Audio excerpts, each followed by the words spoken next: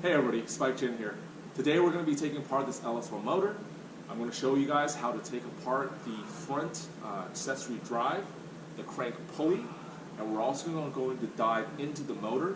We're going to take off the lifter valley covers, and we're going to take off the camshaft, and we're going to take out the lifters, and then we're going to put the motor up on an engine stand. We're going to flip it over, take off the pan, and we're going to take a look at the rod bearings and the main bearings. And here's my kitty. Hi. How are you? Are you going to help us today too? So that's what we're doing for today. The only difference between this race motor and your LS1 that you're going to pick up off the street is this front crank pulley. So this crank pulley is an ATI aftermarket one. Your stock one's going to be a little bit different, but I'll show you guys how to use the tool to take off the stock one so you're prepared when it's time for you to work on your motor.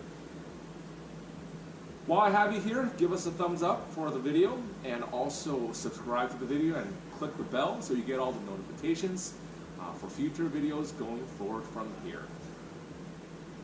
I'm very excited because this motor, I don't know what the inside looks like because I didn't change the oil too often and I drove it hard and put it way away. So we're going to see what how the condition is after 5 years. I'm excited you guys are going to be here to share with me. Let's get started.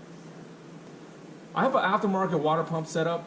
This one runs off a 12-volt power, and it powers a 55-gallon-per-hour pump that's inside underneath this pulley. So this pulley spins freely. It's going to be the same size as your water pump. I basically put it on real quick to show you guys how to pull this off. It's a real simple process. It's just 6 10mm bolts, and there's one behind this pulley. So usually what I do, because if you don't want to take this pulley off, sometimes you don't have clearance in the front, what I do is I just unscrew this first, and the bolt doesn't come off, but it slides freely, and I just leave it in the water pump. So I'll just take the rest of these off, and this water pump assembly just comes off as one piece with your tensioner as well. So the tensioner is aftermarket too, it's for my supercharger. If you look at the back,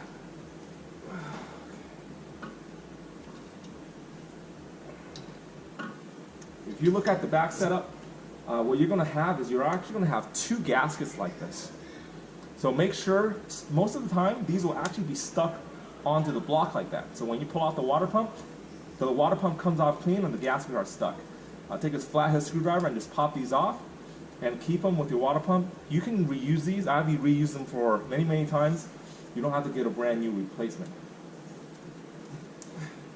The next step we're going to do, we're going to take off the alternator and the alternator bracket. This whole assembly comes off as one piece. There's 1, 2, 3 15mm bolts that attaches the alternator bracket to the actual block. And usually on the back, there's a smaller 13mm bracket, but I didn't use it for my install just to save time. So let's get started. This will only take a couple seconds.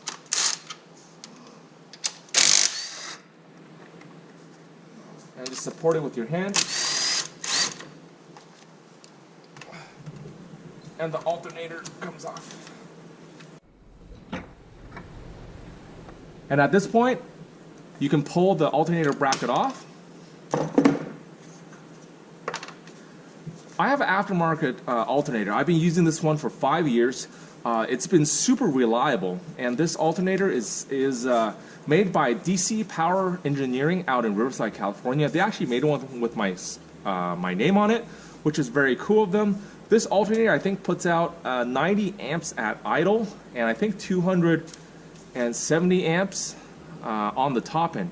So my car is really intensive with a lot of fans and water pumps, my electric water pump, my 2 fans in the back, my 2 fans in the front. So this alternator for the last 5 years has kept everything alive, and it even went through an engine fire as well. So it's a real tough piece. I actually should send it back to get them rebuild this unit, but it's been super reliable, and this has probably been one of the best upgrades on my car. So if you guys have a chance, hit them up.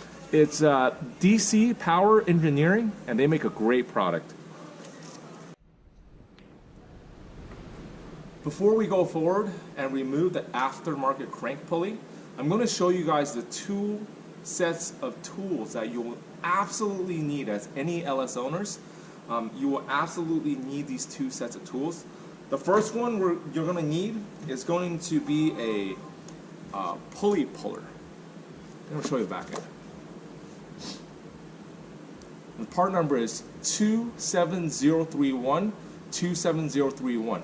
This is called a, you can usually Google LS power steering pump, pulley puller, and you're going to get this kit. What this kit is made of is 1 pulley puller assembly with 2 halves and a ring, and then this is the installer portion. What this tool is going to allow you to do is for a factory water pump. The factory water pump mounts on the head. There's 3 separate bolts that mount the water pump to the head. So if you want to change out your water pump, you actually have to take this pulley off. Now this pulley, it's a ceramic piece, so if you're going to put jaws on the outside and actually pull this off, it's going to crack. And this is, I think this is about $70, so don't crack this. So to actually change your pump, especially in a race situation or at the track, you actually need to pull this pulley off. And hello to Canada, shout out to Canada. You'll need to pull this pulley off, and then you can have access to the 3 bolts. There's a special relief on the back of this pulley. You see that there's a lip right there. And the way that's made is actually for these shells. So what happens is you put the 2 halves in there. You put this ring over it so it doesn't split open. And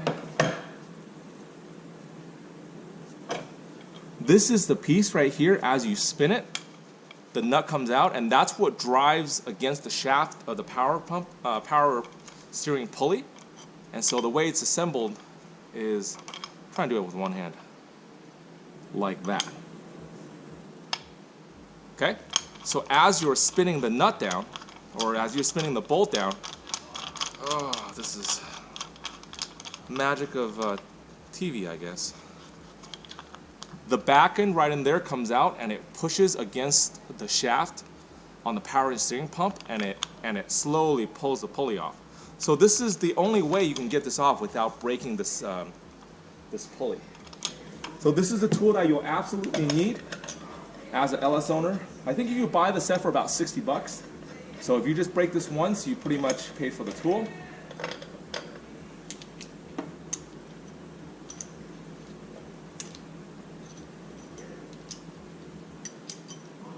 And oh man. Okay, and then this is the install portion. The inside of this is actually threaded. So this will thread all the way in.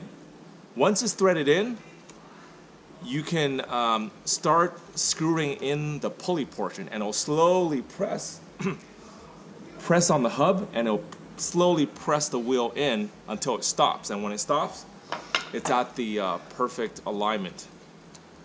So this is absolutely necessary. Go out and buy this.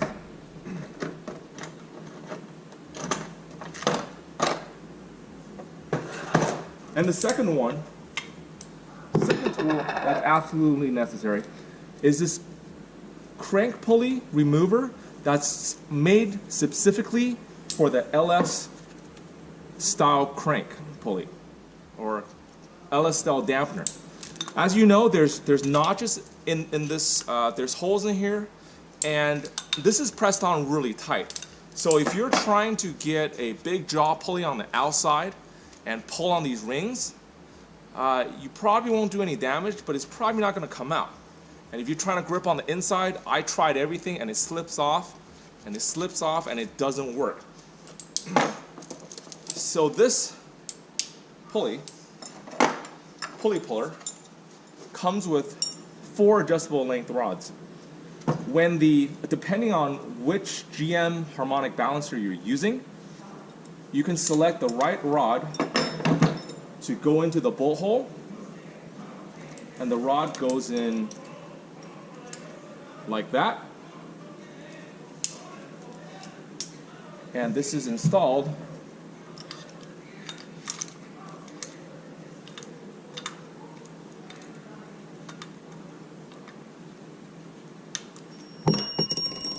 ignore that pin, so that the jaws are clamping down and pulling on these open slots. And as you screw this in, you'll slowly pull out the pulley. So this is the best way to take it off. I'm sure there's some other ways, but this is so cheap. It's like 40-50 bucks, and that's, in my opinion, the only way and the reasonable way to do it. So these are the two tools that you'll need: a GM specific harmonic balancer pulley with the 4 rods, and then of course you also need the power steering pulley puller. So these are the only tools you need. And the pulley puller you can rent at AutoZone. If you're doing an aftermarket setup, this is very common. You will need a T60 star bit, and for an aftermarket pulley, you actually need to separate the outer ring from the inner hub.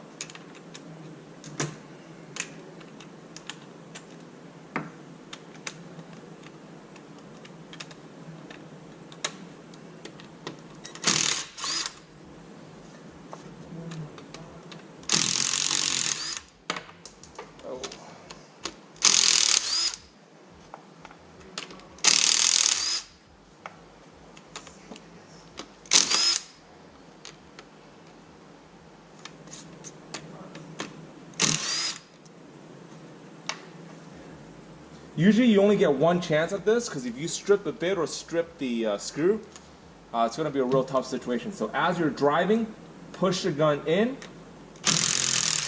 and make sure there's no slippages.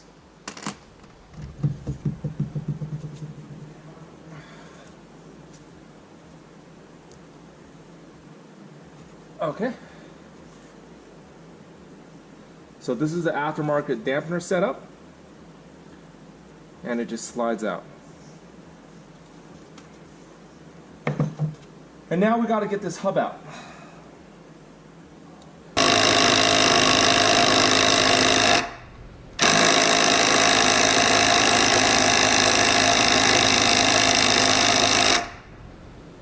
Man, alright, that's pretty tough. This gun usually never fails me. Okay, we're low on battery.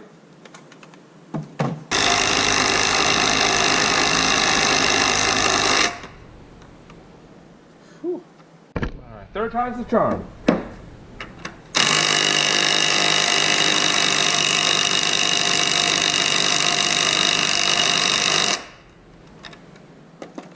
Nope, third time's not the charm. Now we're getting to the back of the motor. We have the clutch assembly, and this is actually an ACT clutch. It's their TR6 off the top of my head. Don't quote me on that.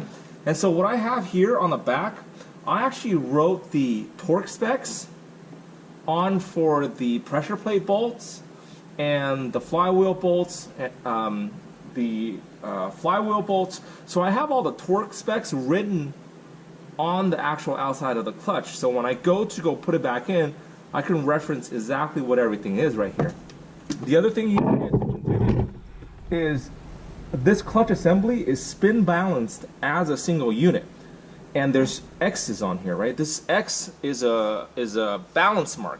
So this X must line up with the 2X out here. If you have it lined up in a different orientation, then when it starts spinning, it might not be smooth. You know, it might be wobbly, and you might get vibrations through your motor.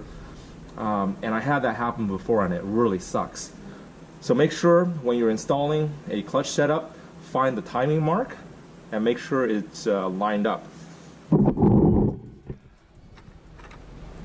So these are 11 millimeter 12 point, and I'm just going to loosen them up as I go along, just a little bit, a little bit, a little bit, and then the next round I'm going to take them off.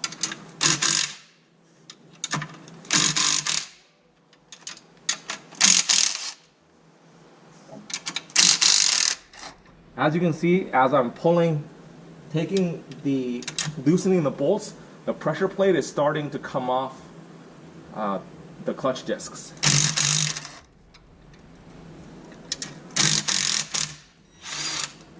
And now, since it's pretty loose, I'm going to start taking off the bolts or the nuts.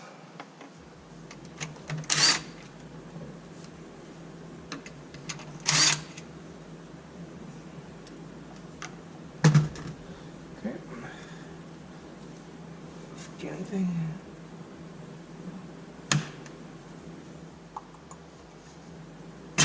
Okay.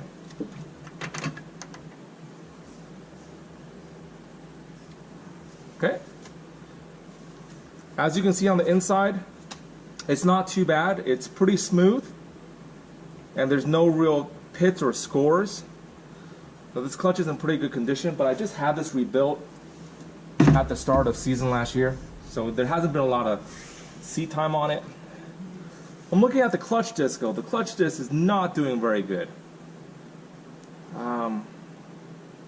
There's chunks on it missing. This is a relatively new clutch disc, so maybe I'm driving it too hard. And also pay attention that these flywheel or clutch discs, they can only be installed one way, so you can't flip them around and install it the other way, right? It just won't work. So when you're installing them, make sure you know which side is facing the outside, which side is facing the inside. And when I disassemble them, I usually just take them off and put them on the way I find them. And looks okay, not too bad. And there's a timing mark, so you want to line up all these timing marks. And with this ACT setup, there's actually shims. There's multiple shims to get it to the right height. They usually come pre-adjusted from the factory to the correct height. Just when you're disassembling this particular clutch, make sure all the shims don't fall out. I think there's 6 small shims and 1 big one. And this is going to be a 13.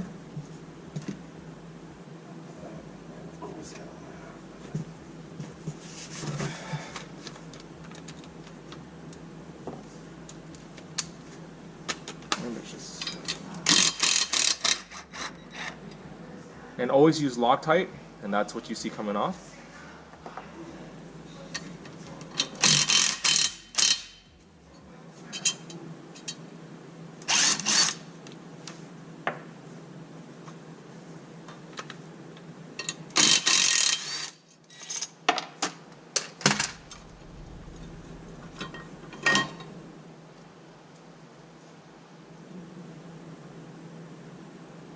Okay.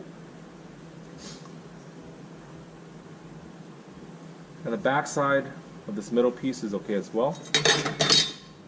And this is the inside disc. And once again, I have chunks of material missing. I don't know why. Well, I have been using the clutch a lot harder to slip the car. So I don't clutch kick, right? I don't go boom, boom, boom. I don't clutch kick. I clutch slip to be easier on the drivetrain, and maybe that's what's happening. But there's chunks missing.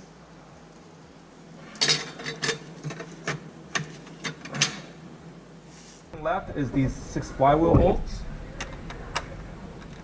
Once again, I wrote the flywheel torque specs. It's a 3-pass. So the first pass you go to 15. Second pass you go to 37. 37 inches foot-pounds, and the third one you go to 71 foot-pounds. So it's an easier way to remember it than for me to go check the book every time. And there's Loctite in there, of course.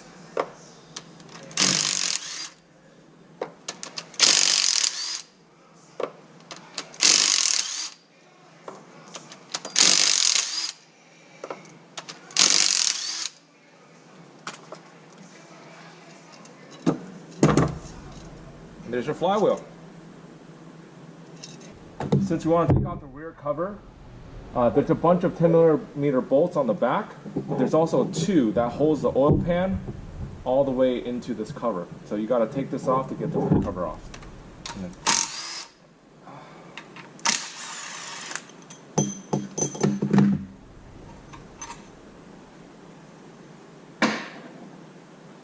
after that comes off, we can just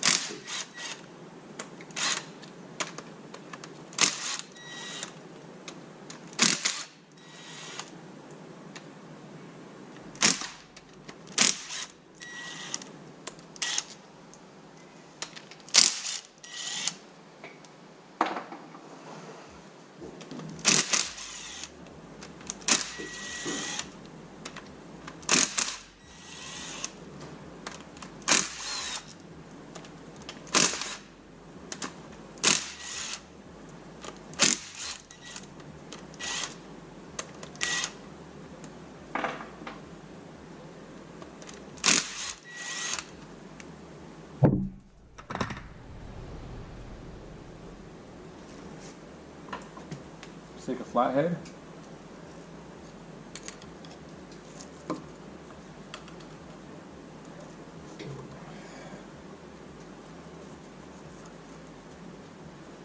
And pry this cover right off.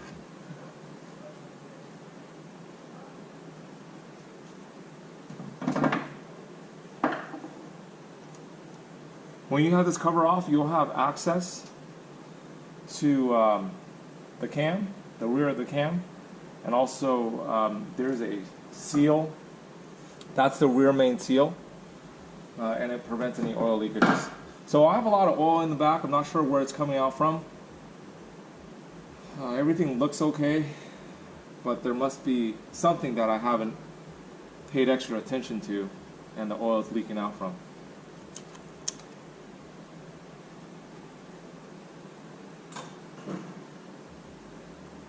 Okay, so now that I have this side clear, I can put this on the engine stand, because the engine stand is going to use these bolts on the back, and if I wanted to take the rear cover off, it's going to be real tight back here. So we're going to put this on the engine stand right now. Getting the motor on the engine stand, it's really easy. You just take the transmission bolts that you have, and you're going to adjust your engine stand arms, or just have it loose so that it lines up with these 4 holes.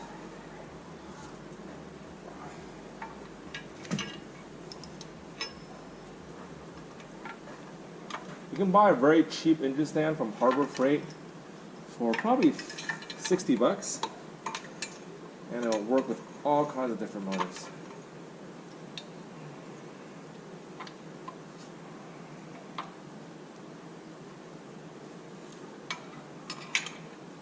Make sure they're finger tight so you're not cross-threading.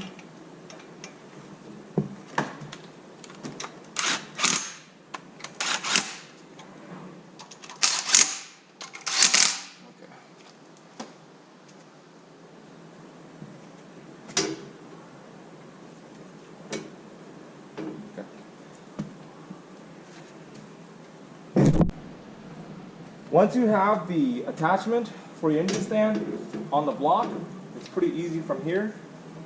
Just lift up, slide on, and then you can drop.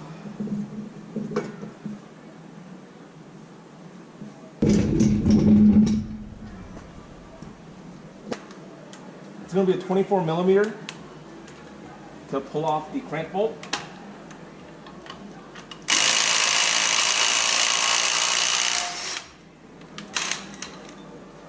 So on a full charge, this Ryobi has the power to bump off one of these. So it's pretty impressive. Alright, to pull off a aftermarket hub, you will need a special pulley kit. The number is 4531, and it's a harmonic balance puller. And the installer kit is by Stinger.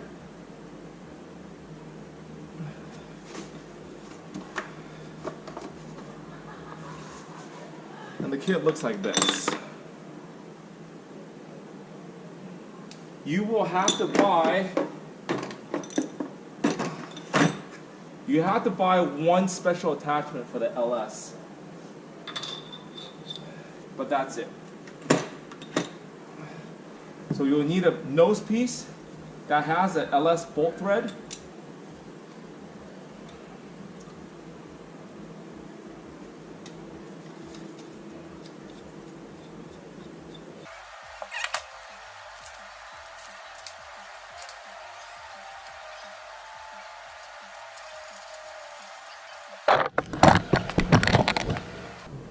You thread the internal thread into the actual crank. It's finger tight. And now you put the pulley assembly or the pulley hub on the outside. And then we're going to be spinning it out so the pulley comes out and drags the hub with it. The last piece of the puzzle is we're going to need 3 bolts that are the right thread to go into the hub.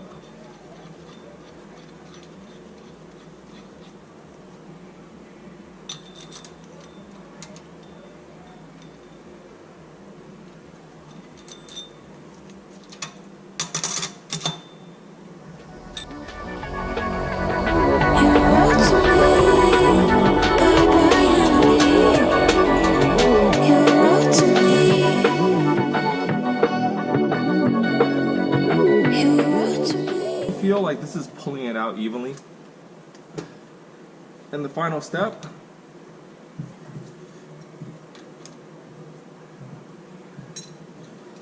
the final step, we're going to hold this bolt straight, and then we're going to back this one up.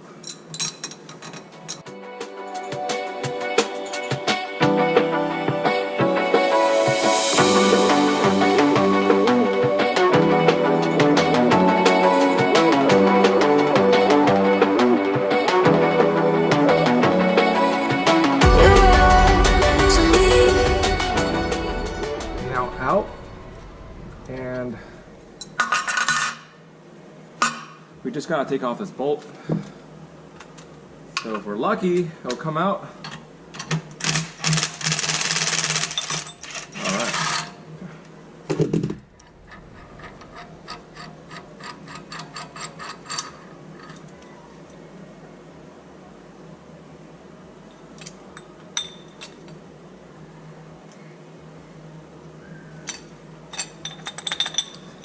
And I have a pin that prevents my crank from spinning for my supercharger, but this is actually a drill bit. I lost my last pin, so I just put a drill bit in there and cut it off, and it's been working okay.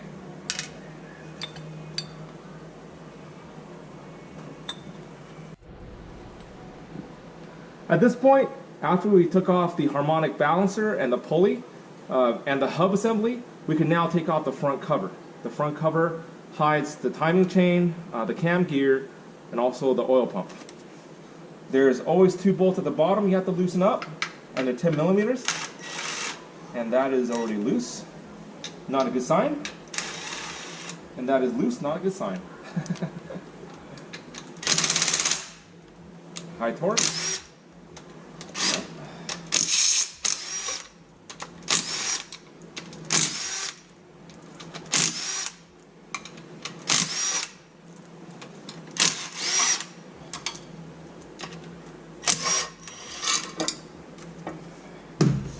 Alright, you guys ready? And that's what it looks like. Dang, that's clean. Is pretty darn clean. Like new. And then I run the dual timing chain assembly. It's a little bit tougher than the single. And I run a high flow Millens pump on the bottom. And this part number for this chain is 3536AX. 3536AX. It's made by CompCam.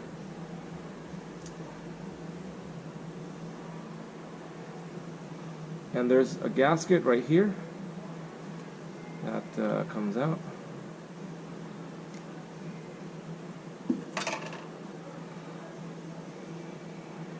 Okay, so right now we can, the next thing I'm probably going to do is flip. What the lifter trays are, they're just, it's not quite plastic, it's like a composite material tray, and it holds the lifters in place. And one of the best tricks that I do, I actually drill holes on the top and bottom side of the lifter tray. So when the oil comes down, right, there's a push rod in the middle coming up.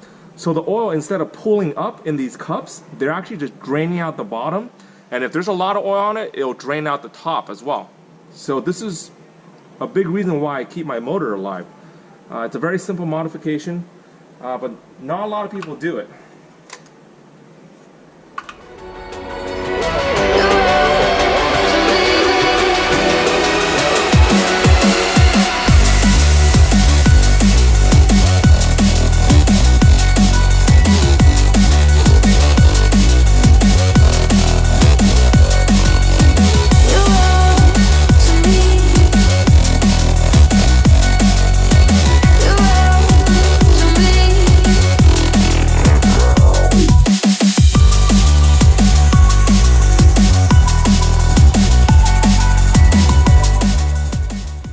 Hands ready to come off.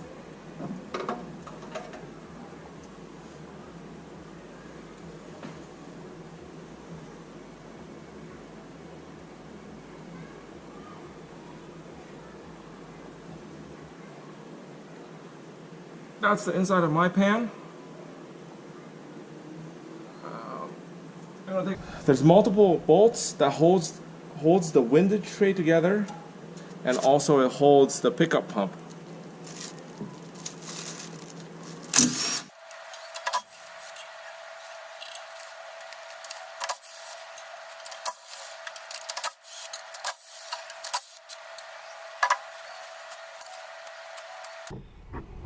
The reason why we took off the oil pan before we removed the timing chain and the oil pump is that there's a 10mm bolt that holds the pickup tube to the oil pump. So we can't take off the oil pump without taking this off.